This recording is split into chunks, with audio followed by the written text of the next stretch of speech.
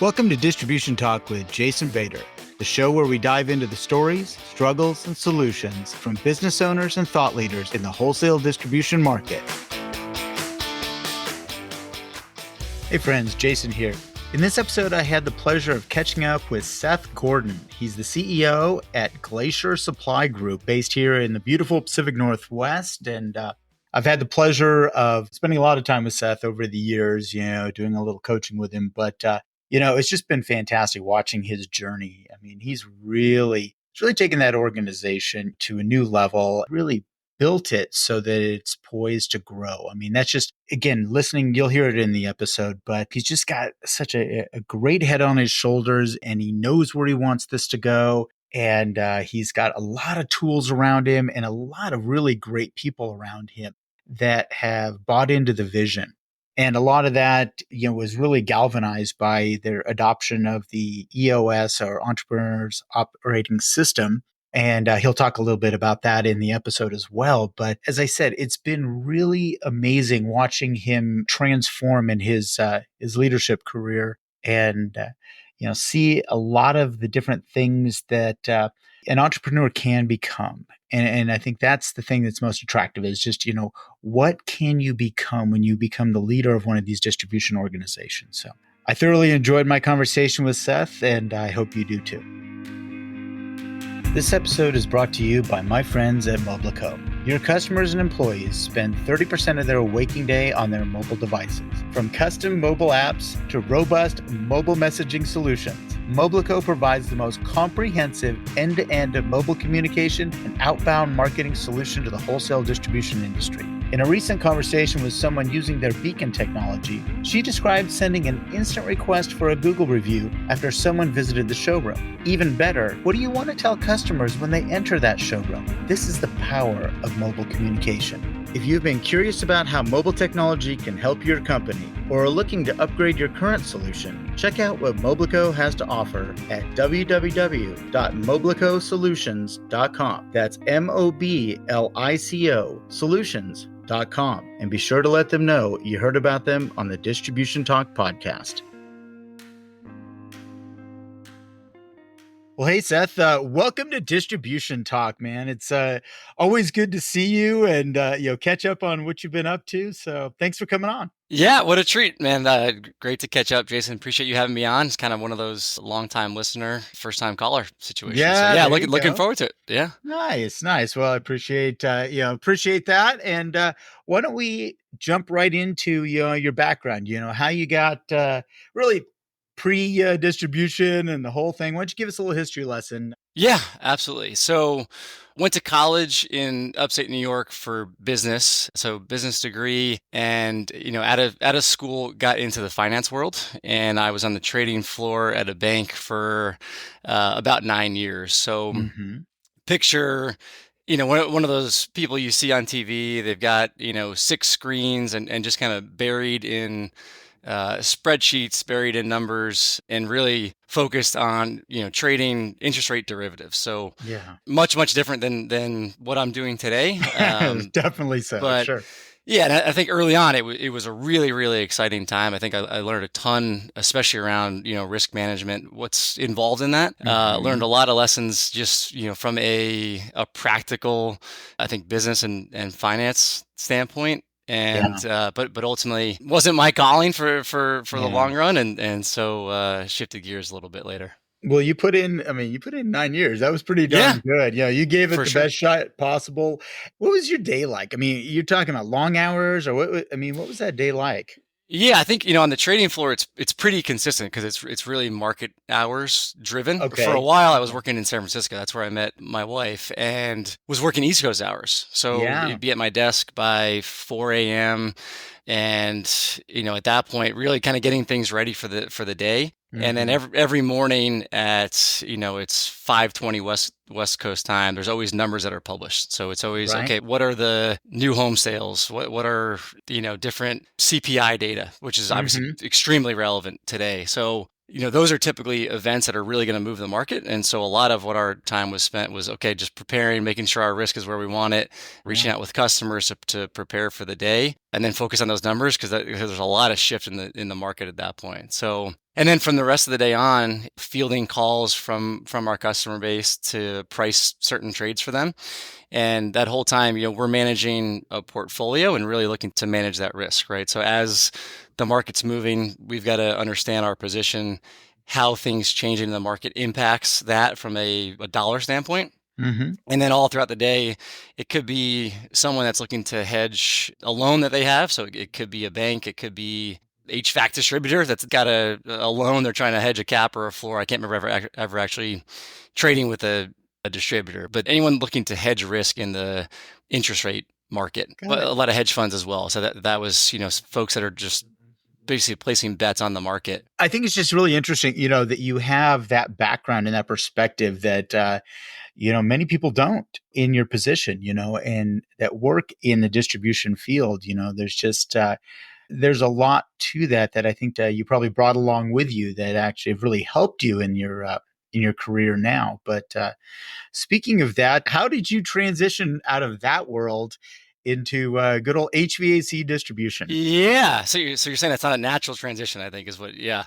I remember talking to friends of mine and telling them what I was going to go do. And even to this day, I mean, just their eyes glazing over, not really understanding one, why, and two, what's even involved in that. So yeah, it got to a point where, I think for a long time, I came from a sports background. Like I played baseball in college, and I was always trying to find, okay, now that I need to go get a real job, how can I kind of replace some of that adrenaline or just some of that like competitiveness that I had in the sports world. And I felt like I had that on the trading side. And that's why I was always from day one looking to get involved in that trading floor atmosphere. Mm-hmm. Eventually just kind of ran its course and just wasn't what it used to be, and was really looking for a change of pace, change in career. And so, Leanne and I were just like, okay, well, we want to start, we just got married, wanted to start a family of our own. So, okay, well, what is it that your family does? And her grandpa had started HVAC or really it started as a plumbing house, converted to HVAC about 30 years ago. And so, hey, let me go chat with your dad and just kind of understand, like, is there an opportunity and what does the business look like? Yeah. And I think it was, I still remember that first in-person conversation because we were at a friend's wedding. I think we were in Charleston, South Carolina, and we're out for coffee or for dinner. And I remember, asking, hey, what's the industry like? What's it all about? And my wife's dad just looks up at the ceiling. He's like, see that stuff right there? See that spiral pipe? Like, we sell that. All the equipment that pumps into that, we sell that. And I was like, holy cow. Like I've never gone into a Starbucks and looked up at the ceiling. I've never gone, that just had never crossed my mind. And I was like, wow, that's cool. Like that's tangible. And coming from a world of finance where really just live in screens all day, like I can't really, that's pretty much it. And not even really seeing how the product affects people. Right. It was really cool to like just that it was so tangible. I could see it, I could feel it. And then just thinking about like, wow, every space I walk into is conditioned in some way. I'm like, wow, that just never crossed my mind. So it was so interesting having those early conversations and just realizing how tangible it is and what's involved. And so that was really that transition was, okay, hey, we want to go start a family of our own, thinking about moving to Seattle where my wife's family is from and just chatting with her dad about what the family business looked like. It's interesting. I'm glad you mentioned that, kind of looking up at the ceiling. I mean, I think that is, growing up in the construction supply business, that was kind of my world as well, that you looked up or you looked down because everything right ahead wasn't going to be relevant to you. So, and again, walking into place, I mean, I still, to this day, 40 years later, I literally, like in an airport, for example, if there's construction going on, I look up into the ceiling and I look for things that I used to mess around with and, the strut that holds up the ductwork and things like that, or conduit or whatever it is. But yeah, you still look at it and you're right. It is extremely tangible. You can actually say, I know what this does. And even better, I kind of know how this makes people feel. It's the products that we sell make people feel different and makes their lives easier or, whatever. But no, there's an appeal to that. There's absolutely an appeal to that. Big time. Couldn't agree more. Yeah. So, okay. So you started in with your conversations with, Steve a little bit, and you kind of get going here. What was the difference? I mean, what was your kind of first impressions? You get in the business, you're kind of like, oh, what did I get myself into now? Yeah, totally. Yeah. What were my first impressions? Such a great question. I mean, I think the first impressions are realizing how, like, what goes into running a business. I had Right. no idea. I knew, nothing about small business, nothing about entrepreneurship.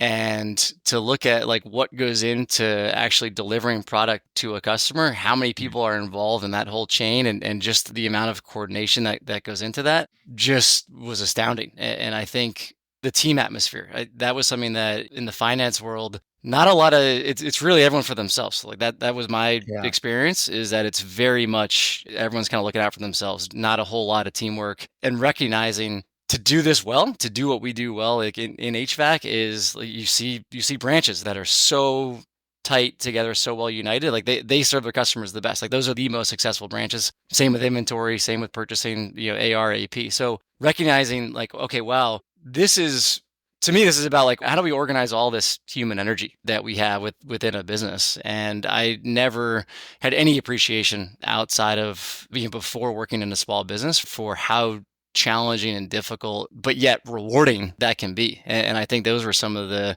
early challenges, was recognizing that it takes a team to make this happen. And how do we do that effectively? So that was just something I had not seen professionally, obviously coming from sports teams, certainly had seen that, but never had seen that professionally. Well, I think I'm glad you alluded to the sports teams, going back to college, because I mean, I think that has served you kind of pretty well, because you could at least recognize how a team is formed and different roles on the team and how they have to work in concert. But yeah, I mean, I think that fortunately, maybe subconsciously you drew on, some of those previous experiences to really galvanize some of the things that you've done over the years here. Yeah, for sure. So, okay, so you got this well, I think one of the things I just kind of expect is that technology probably would have been a little bit different than you were used to, or lack thereof. Let's just call it what it is.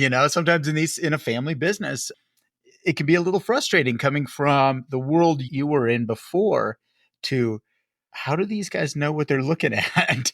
Yeah, and I think that's probably, pretty common just for, I guess, new generations getting involved in businesses. And I think it's so fun to see the way that, our industry and construction in general is like just bringing more digital tools to the world. I think everybody alludes to the fact that when you can go on Amazon and get something in hours time that you order, the expectations are higher across the board. And I think that was something that certainly felt like, from a digital tool perspective, much different. Like finance world, we had everything available to us. Like that was, you're looking at nanoseconds making the difference when it comes to flow of information, and then HVAC much different.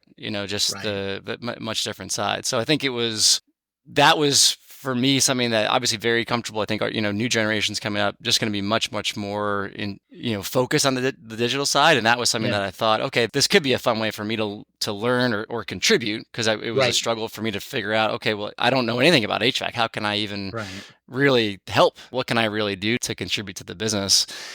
And I think looking at our initial web store, our initial website, that was one of the initial things that I could work on as a project to then try to learn the rest of the business. Because I think that was a struggle, was just to figure out what is it that we do and how can I get my arms around it. I think that's a really good point, Seth, that people coming into, especially a family business, where in this case, it's your wife's family, coming in. How do you make your mark? You can see an attraction. You say, hey, I think I like this. I'm not sure if I really like it. I'm not sure. But where do I make my mark? Because I think that's a struggle, especially in a third generation business. How do you make your mark? And I think technology tends to be a very common path for a lot of folks to go into, especially that you saw some things that distributors, they just weren't engaged with. They just didn't really know much about before. So no, I think that's a great entryway to get into those businesses.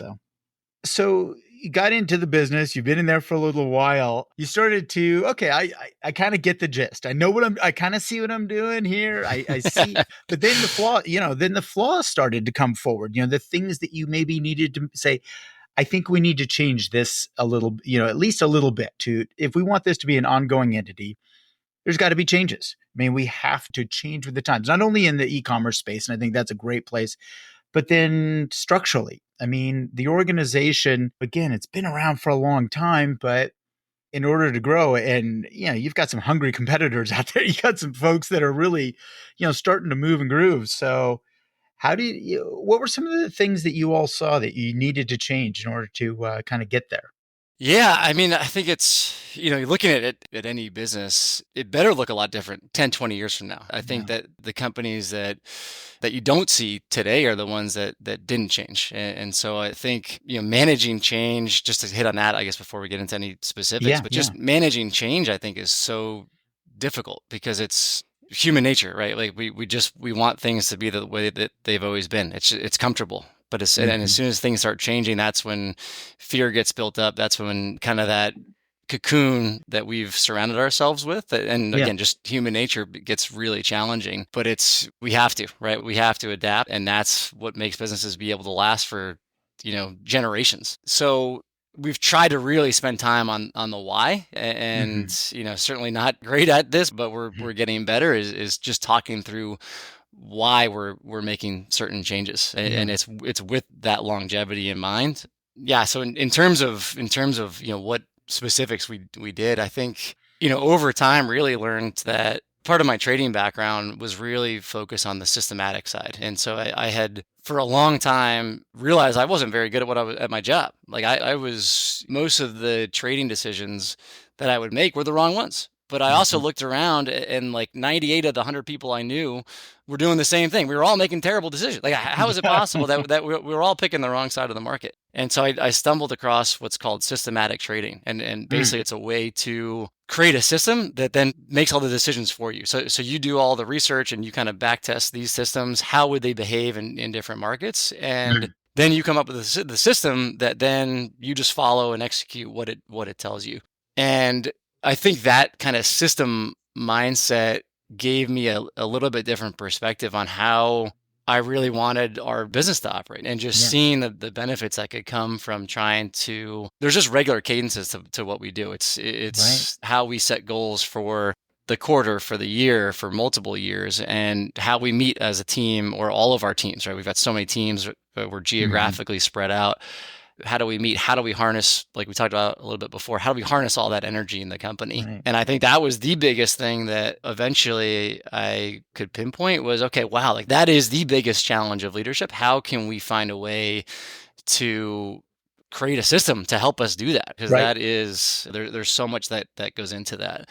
So I guess kind of a long-winded answer to your question, and it's not really a specific answer, but I think that was ultimately, and it took a long time to kind of get there, but recognizing, okay, how can we just help create this system to run our business? Systematize all those regular decisions and meetings and goal setting that goes on.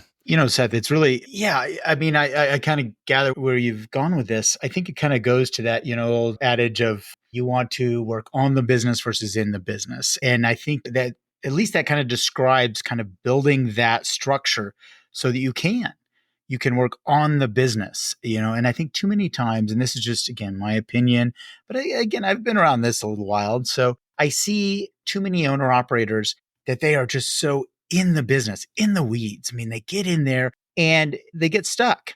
They get stuck and everybody relies on them for a decision and all of these things so that the organization really doesn't grow. I mean, it might roll with the economy one way or the other, but it doesn't really grow because there's no vision anymore. The leader of that organization is not able to step back and think. They're not able to step back from a view. And so, again, going back to your finance side, you did the hard work of creating the system and then you executed at that point. And I think that I'm seeing a lot of parallels. I'll put it that way. I'm seeing a ton of parallels in the way you've set this thing up. But if you could talk about EOS for a minute. I mean, this was a big piece of this creation of structure for you, especially the way you harness that human energy that you talk about. So could you share a little bit about Yeah. that? Yeah, for sure. Yeah, back on the US, I mean, I remember talking to a good friend of mine at, I think it was a Blue Hawk or a Hardy event, and was just Yeah, talking about, hey, we're trying to do these things in the business. We're having these problems here, and that's yeah, common, right? I mean, I think those events are so sure. good because we're always sharing with each other, what's happening, what it is that we're trying to solve. And a good buddy of mine, he's like, dude, I got a book for you. When you get back to your office, there's gonna be a book waiting for you. Sure enough, like I got back the next day and there was already a book there. And Yeah, opened the book and it was Traction yeah, by Gino Wickman, the yeah. book about EOS. And I never heard about it. And I read the book and I was like, holy cow, like this is it. This is unbelievable. And like, Yeah. it's all simple stuff, but it's this full package. It's this full system to help, again, to that human energy comment, like to harness all that and to help us all row in the same direction. And I think Mhm. that's one thing had really noticed in the past is that, we've got we're all kind of rowing different directions and we're not moving very far. And it takes a lot of effort to move the distance that we're moving. So that's one thing that EOS has really helped us as a business is just to organize how it is that we Mhm. really just run the business. I don't know how else to put it. And it's really helped us, row in that same direction. And it's super powerful when the team commits to it. And that's what we've done. This is something that, I hear probably 3, 4 times a month. I hear somebody talk about EOS, and it's the Hmm. entrepreneur's operating system. And it's one of those things that, obviously it is fairly industry agnostic. I mean, it can work in a lot of different types of organizations, but I think as distributors, it's really been a pretty welcome tool that has come in, and I've seen it more and more. Especially HVAC seems to have grabbed on. The distribution side has seemed to grab onto this really heavily and move forward with it. But I think again, it probably wasn't easy at first. Probably there was a few that didn't want to jump on board or didn't understand the why. Yeah, and that, I think that's so normal. And it's, hey, we've been a successful HVAC distributor for decades. Why do we need some system to come in and help us run the business? We know what we're doing. And what's so cool is to see the way our team has responded, because it's like, oh wow, like yeah, if we had this in the past, like our leadership team going through and reading the book to start with, and now Yeah. all of our teams are now running on EOS, and to compare how things were in the past, and then to see some of the early results and some of the early wins that we had, even things as simple as like we call it an accountability chart. It's really Yeah. an org chart, but it also, 5 bullet points per box that just spells out, major responsibilities. And I think just that clarity, there's so much clarity that EOS helps create, whether it's who reports to who, what are the 3 to 5 most important things we've got to get done this quarter or this year, and what that's helped us create. I think there's so much visibility that our team in the past never really knew maybe what direction we were going, what looked like a good week or a good quarter. And so now we share that, and we talk about that, every quarter as an entire company. And I think it's been really powerful because it's helped people buy into why we've adopted this new system, why we've gone with Hmm. EOS. And so as opposed to this being a new fearful thing that we're trying to reinvent the wheel or we're relying on some system to help us do something that we've always done, just the early wins from the visibility and the clarity, especially around roles, I think was super, super helpful and just allowed everybody to buy in very, very quickly. And I suspect that, your meetings are way more productive than they were in the past, I mean, even though you might have had an agenda and you kind of thought in your head where I wanted to go, this system tends to clarify and streamline that so that, these are efficient and to the point. Big time. Yeah, I think it used to take me an hour or two to prepare for a leadership meeting because I'd be putting the agenda together. And now the 2 most important things for the weekly meeting, it starts on time, it ends on time. So everyone knows what time we're kicking off and what time we're ending. Everyone can get back to their day.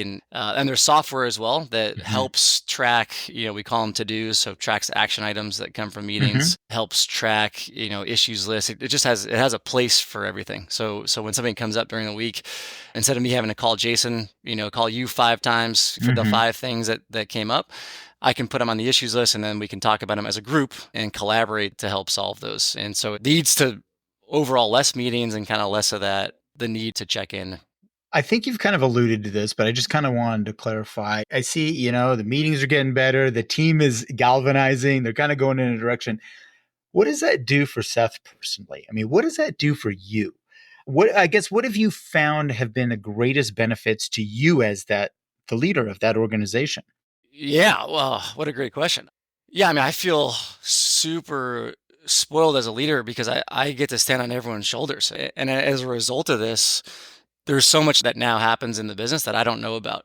And the coolest, most fun parts of my job are when I get to I just see an email that comes across and it's like, oh, here's this new thing. Like, wow, I had no idea we were doing that. Or here's this, new dealer we signed up, and it's like, holy cow, that's phenomenal. So I think it allows, we call it letting go of the vine. I think it allows our leaders throughout our business to let go and trust their teams to do the work. And I think that was super challenging for me at first because, like you said before, it's so easy to get caught up in the business for the role that I'm in. That's hard. It's hard to let go and focus on bigger picture things that don't have that immediate dopamine hit of responding to an email or Right. inbox zero, whatever your example would be. And so, yeah, I mean, the benefits are I get to spend more time working on the business, which again, I just feel super lucky because we've got an incredible team that has totally bought into EOS, and we're seeing the results. We're seeing the momentum that it's created for us. And I think, again, it gives you opportunity to really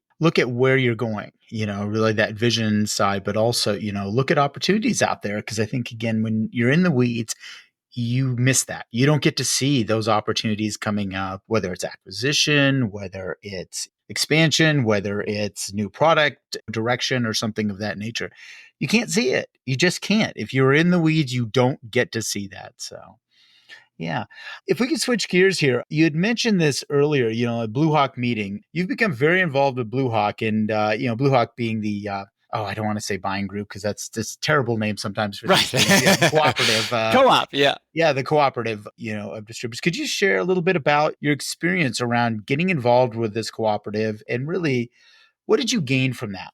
Yeah, Blue Hawk has been incredible for our company and on a personal level. I think went to some of the Blue Hawk meetings early on, didn't know a single person at these meetings. Mm-hmm. And so I was just kind of trailing around trying to find people to talk to or trying to learn. And there was a roundtable discussion at one point for finance folks that I sat in on. And I remember talking to someone that's now become a good friend from Wisconsin, and I was like, "Holy cow! This guy has all these ideas. They're doing all this cool stuff." I'm like, "Man, we can just learn." There's so many people here, and everyone was so willing to share. And so because we're not, for the most part, not competitors, and I've been super lucky to have developed found some great mentors through Blue Hawk and folks that have become really good friends of mine in different parts of the country. And we collaborate so much. Like, hey, what are you doing to solve this problem? What are you doing to solve that problem? And it's again the stuff that our industry. It's not a high tech industry where things are changing every 3 months, and so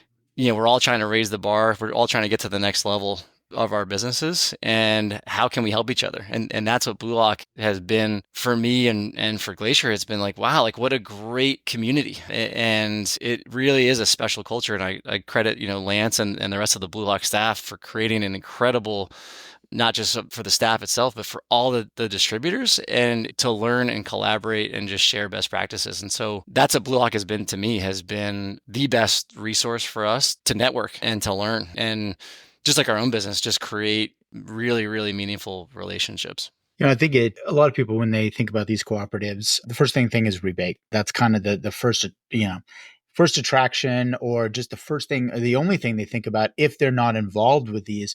But you're describing something way beyond that rebate. And maybe that was the catalyst to get you all involved. But, again, you found, these peers out there that are willing to share. I think that's the even crazier part, that these folks are absolutely willing to share what's worked for them and what didn't work so hot for them. So, Yeah. So you've taken a lot of information, you've taken a lot of cues from these folks, and you decided to give back. So you joined the board. So why did you raise your hand and say, it's time for me to get on the board and give back? Yeah, I was asked to join the board, and frankly, it was just like, holy cow, I just was super, super flattered. I'd only been in the industry for, 5 or 6 years at that point, and felt like I knew nothing.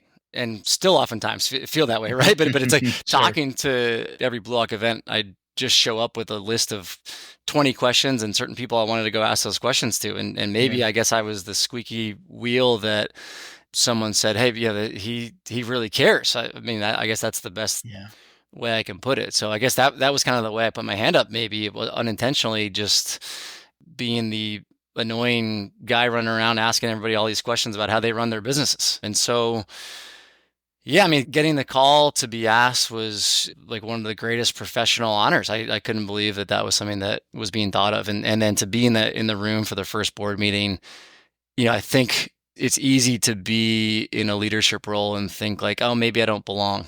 I don't know. I don't know if I'm in my, kind of that classic imposter syndrome. Absolutely.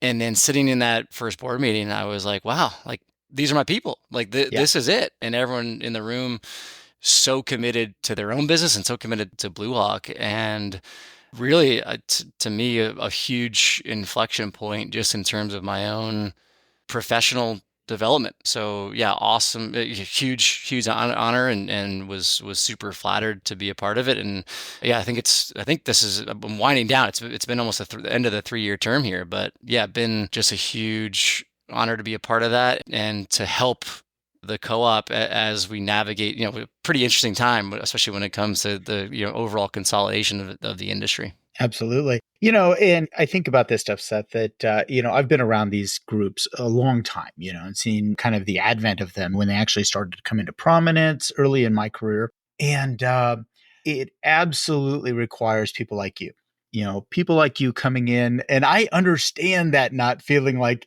you belong at first, I get it. I was really young when I was asked to be, part of the board for the trade association I was in. I mean, I was the youngest guy in the room by far, and I'm feeling like, well, what do I have to contribute? And then you start listening. It's like, well, I think I do have a couple things to contribute, and at least, Totally. And I can ask questions, and that starts a different direction. So I think it's really important that, young people, that they do raise their hand and they accept that they are a huge part of the success of that organization and they're absolutely needed. So, it's always my pitch in these things, hey, raise your hand in your industry, be a part of. If you're, in the middle, then you're going to have opportunities, but people are going to be willing to share. The more you are willing to share, it's going to come back to you tenfold. I just absolutely believe that. And I've seen that as well. So yeah, you get what you put into it. I think, there's folks that you can go to a Blue Hawk event or a Hardy event and you can sit there and just take in the information, just be the passive. And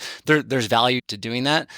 The folks that lean in, try to meet other people, try to network, try to ask questions, like that's, you get what you put into it. And it's incredible to see the community that gets built and how just what happens when you start to really like put yourself out there and just be vulnerable at those type of events. Yeah, that's one of the greatest things about the industry that I'm in and that you are, the industry I serve, is that there's some really good people, just nice, really people that are willing to share. And they're, if you're struggling with something, they're willing to pick up the phone. They're willing to share, hey, here's what worked for us, or I don't really know what to do, but maybe this person knows. And but they are going back to kind of looking at your finance and your trading. Everybody was in it for themselves, as you said, but in this environment, they're not. And it's always been fascinating to me how willing people are to share and to make sure that you're okay. And that's a pretty darn good feeling. I mean, especially, as you're growing your business, it's awful nice to have those allies around you.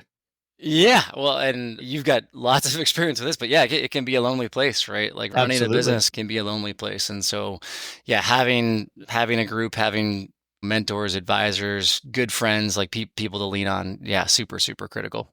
Yeah. Well, hey, Seth, thanks so much for taking the time to hang out with me a little bit and chat. And God, it's always great catching up because I remember when you started out, when you kind of came in and into the family business. And, it's just a pleasure to see your journey, man. It's really great to see this going. Yeah. Awesome. Yeah, Jason, so good to catch up. Yeah, you've been an early mentor to me and just super appreciate the honor to be asked on here today. Well, I'm looking forward to watching the journey continue, man. So best of luck. Look forward to the next time our paths cross. Awesome. Thanks, man. Appreciate it. Thank you for listening. If you liked what you heard, consider sharing with your friends and colleagues. And don't forget to follow the show on your favorite podcast application. Links to sponsors, products, and services mentioned during this episode can be found in the show description area or at www.distributiontalk.com. Distribution Talk is edited and mixed by the brilliant team at the Creative Impostor Studios. This episode was brought to you by my company, the Distribution Team. We are a consulting services firm dedicated to helping wholesale distribution clients remove barriers to profitability, generate wealth, and achieve personal goals. To learn more about how we can help your company succeed, check us out at www.thedistributionteam.com.